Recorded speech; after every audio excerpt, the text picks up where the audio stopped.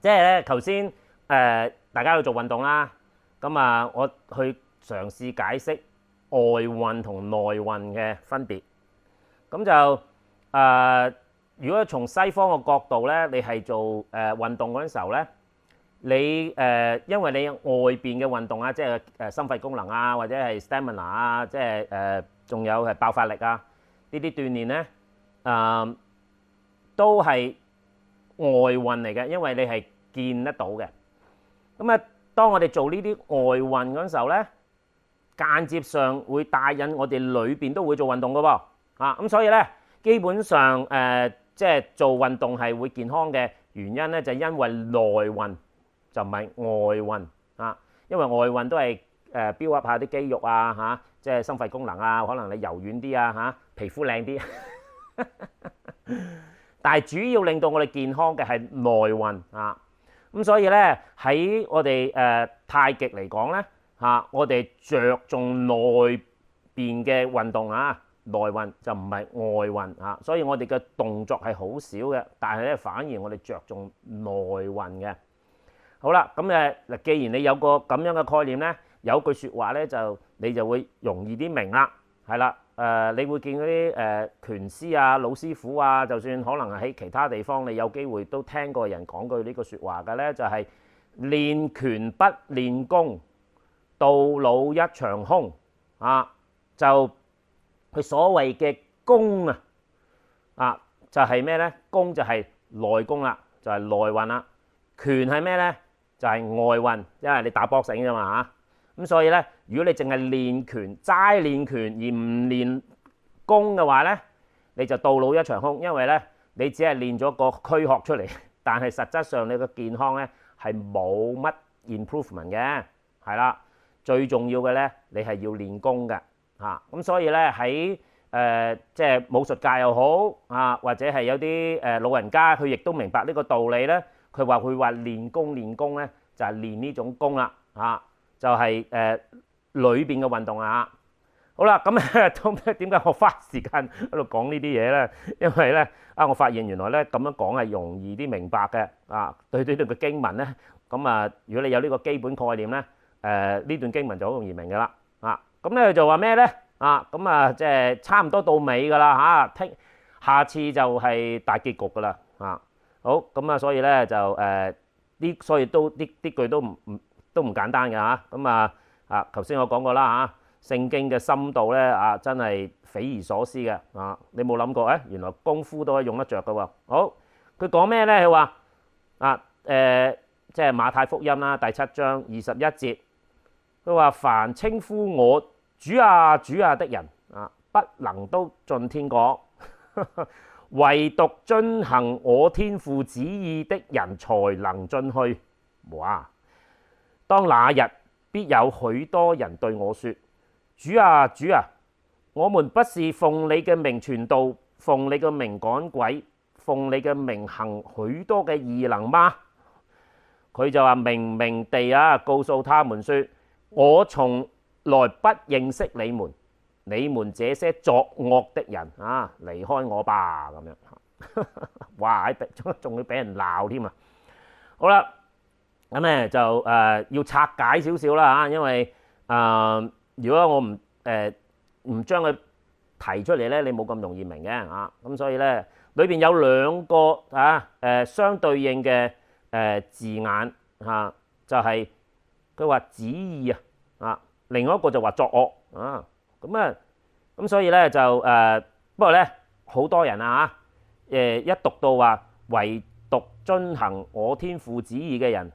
咁就以為咧就話上帝命令我哋嘅我哋啲咁嘅人咧係最憎命令嘅咁我哋講道理噶嘛，你講俾我聽點解要咁做先係咪？嗱呢度咧好簡短即係我又將嗰個重點講咗出嚟先然後先慢慢解釋啦即係同頭先我講嗰個就係咩咧即係話咧你齋噏係唔得嘅你一定要有嗰個行為做到出嚟咁間接上咧英文咧有一個咧就話 action louder than words 唔好喺度淨係齋噏講就天下無敵做就無能為力，係啦。咁基本上咧，你可以用呢一句咧，就將呢一段嘅經文咧，嗰個核心大概個主要嘅意思就咁樣帶領出嚟。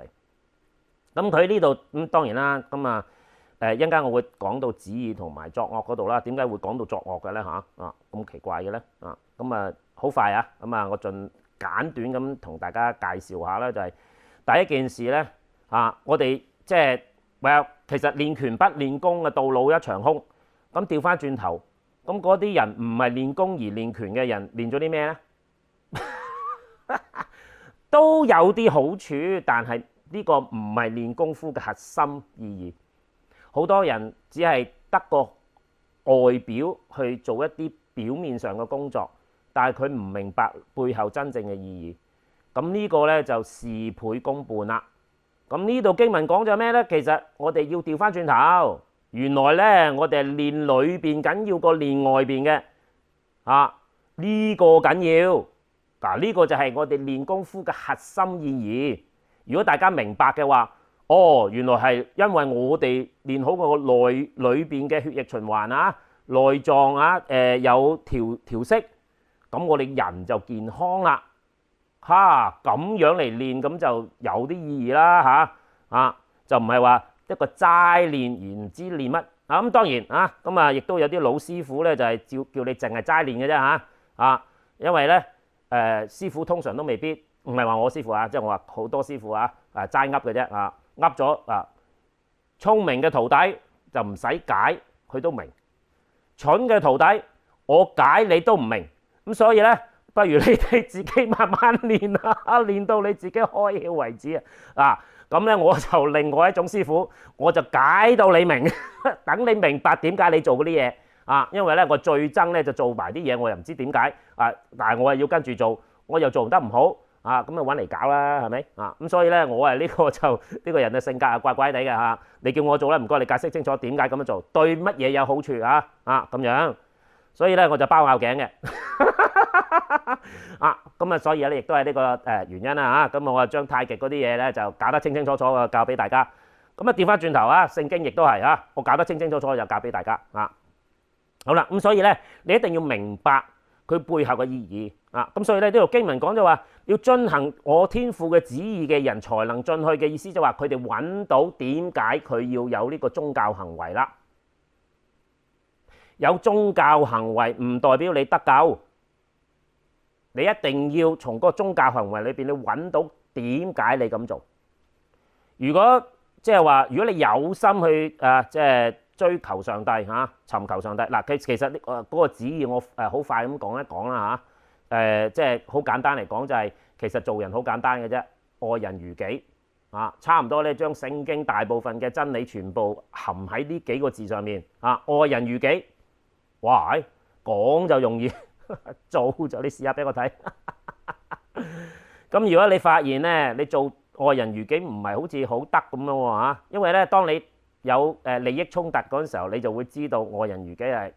基本上冇乜可能嘅。咁我就活學活用啦咁我就咁梗係跟一跟上帝跟主耶穌主耶穌會點做嘅咧因為佢有其他故事裏邊，你會見到有類似嘅情況。咁你試下學習究竟主耶穌點解咁做。然後當你一明咗嗰個旨意嗰陣時候咧，你就好似開咗個竅咁樣噶咯，你就好自然就做咗出嚟噶啦。咁所以咧呢個咧係我哋嘅即係你話屬靈追求啦其實即係大家我喺我哋呢個生活裏邊，其實都冇乜所求嘅啫其實主要都係即係以身作則啦咁即係行動勝於一切咁所以咧。你有好多種方法去達成你嘅目的㗎噃你可以用自己嘅諗法去達成你嘅目的咁我就發現自己啲方法好似唔係好使得，我都覺得上帝啲方法好啲，咁所以咧我就學上帝嘅方法嚟做嘅咁當然啦即係我都算係做咗一段長時間係 work 嘅喎而且仲幾好添咁所以咧就同大家介紹下用上帝嘅方法去達成我哋嘅生活其實係一個最美妙最開心嘅時光嚟嘅。好啦，咁呢度咧就話天父嘅旨意即係頭先我所講咧就係話，喂你即係可唔可以學一學啊？究竟啊上帝係點樣去過，即係啟迪我哋啊？點樣過我哋嘅生活嘅咧嚇？咁當然啦，聖經啊慢慢讀啦嚇。好啦，呢個叫做明白啊，即係話天父嘅旨意。所以咧我哋每個人生活都唔一樣啊，唔係話個個都應該做埋同一樣嘢啊。咁所以咧就你一定要明白嗰個原因啊。咁喺你嘅場合應該點做咧？咁啊，咁呢個就係你要自己去學習去尋求啊。咁啊最好梗係去下教會啦嚇啊，或者聽下我講下聖經啊，都勉強得嘅嚇，止痕止痛啦嚇，可以咁講。好，咁咧就佢話要遵行天父嘅旨意嗰啲人先至可以進天國啊，就係咁簡單啦嚇。因為你淨係諗住有宗教行為係上唔到天國嘅噃啊。好啦，咁啊呢度講緊另外一堆人喎。點解主耶穌會最後話佢話作惡嘅人咧？喂，你跟唔到都唔係作惡嘅啫，係咪啊？點解佢話佢作惡咧？啊，因為好簡單，呢班人咧，佢係知道自己應該要做乜，而係冇做嘅。啊，咁樣就另外一樣啦，即係話咧，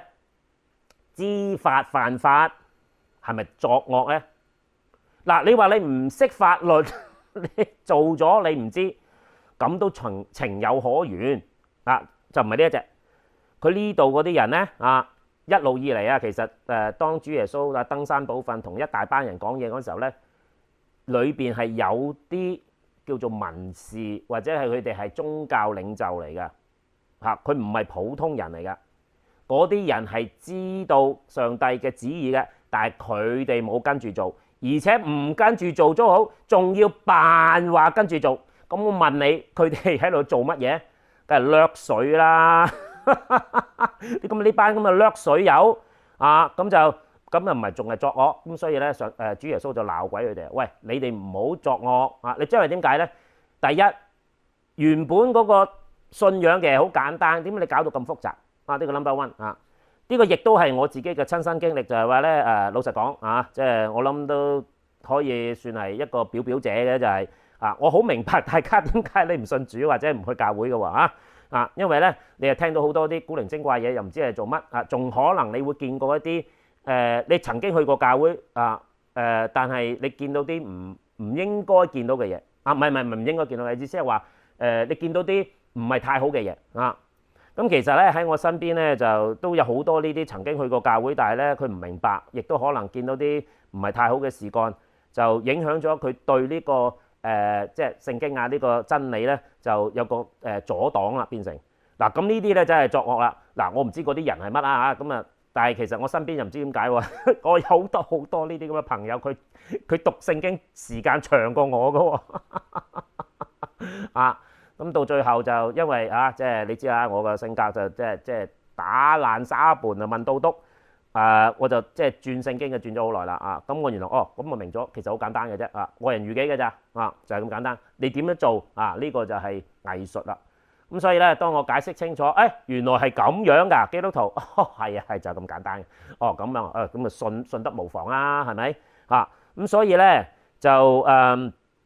即係聖經啊，即係尤其是呢一段經文咧，真係好大嘅啟發咯嚇。咁嗱，因為大家我哋今日係做運動㗎啦嚇，咁啊即係呢句説話就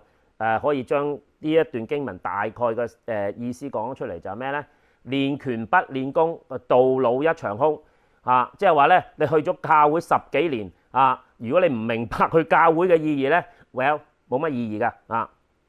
調翻轉頭。如果你明白去教會嘅意義，但係只係因為你嘅工作緣故或者好多原因，你去唔到教會啊，但係你有追求嘅話咧，你一樣進天國啊！即係唔係話你返教會啊可以代表一啲乜嘢？咁當然，如果係正正常常嘅，你有心去追求上帝嘅話，咁你係好自然會返教會嘅喎，係咪啊？咁所以咧，即係想或者啦，我當呢度大家都係唔係即係唔係時常睇聖經啊，亦都唔係時常去教會嘅話咧咁你有心去追求係都係好事嚟嘅噃咁所以咧記住即係愛人如己。但係如果你用自己嘅方法愛人如己嘅話咧我話咧你就拎定，我諗咧你個荷包就會消瘦啦，因為咧你係用自己嘅財力去尋求上帝即係尋求上帝，你都可以話尋求公義㗎，因為其中一部分都係公義嚟㗎。即係你會用你自己嘅方法去尋求公義咧，好啊，還是係用上帝嘅方法尋求公義咧？啊，其實好簡單啫，用自己嘅方法尋求公義就用你自己嘅荷包啊。如果你用上帝嘅方法去尋求公義嘅話，你就用上帝嘅荷包啦。係啦，咁所以咧就呢段經文咧鼓勵大家嚇以身作則啊，咁啊行動嘅勝於一切，唔好齋噏唔好齋噏就當秘笈，練拳不練功嘅到老一場空。希望大家對呢個經文有啲深刻印象同反省啦嚇，咁啊下次咧就講到大結局啦嚇，因為嗰個就係登山寶訓嘅最後主耶穌講嘅嘢。但係咧最妙就係佢講完之後啲人嘅反應，咁啊再下個禮拜再講。OK， 好，咁下次再講，拜拜。